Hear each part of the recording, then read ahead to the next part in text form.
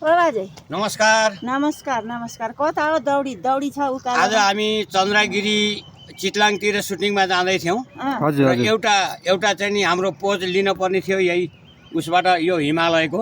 हजुर र यहाँ एकैछिन गाडी अहिले यता रोकिरहेको छ।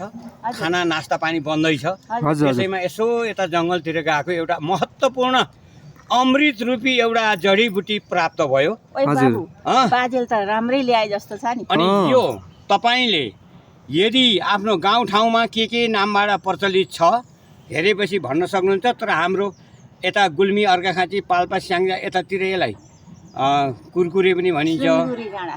सुँगुरे काँडा पनि भनिन्छ। हो। अब यसका अरू विविध अङ्ग्रेजी नामहरू पनि यसका छन्, हेर्नुपर्छ डिक्सनरी।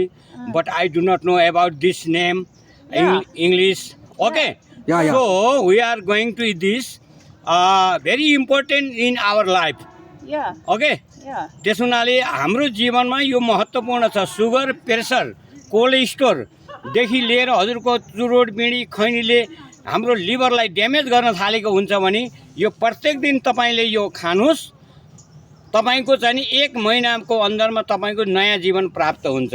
र मैले पनि यो महिनामा हो 1 महिना तपाईँले प्रत्येक दिन एउटा कुरकुरेको चाहिँ नि पुरा खानुहोस्, अथवा त्यसै चबाएर खानुहोस्, अथवा मिक्सीमा पिसेर थोरै पानी राखेर चाहिँ त्यसरी खानुहोस्। खाने तरिकाहरू त फरक फरक छ, तर यो हाम्रो जीवनमा अत्यन्तै महत्त्वपूर्ण यो जडीबुटी हो। ल धन्यवाद, नमस्कार। हस् हजुर हस् 1 महिना खानु पर्यो। हजुर 1 महिना खानुहोस्। धन्यवाद, राम्रो जानकारी दिनुभयो ल तपाईँले। नमस्कार। सबैले हजुरलाई यो धेरै हेरेर धन्यवाद। लाइक सेयर कमेन्ट गर्नु होला र आफ्नो जीवनमा उपयोग गरेर देख्नु होला र पछि भन्नु होला।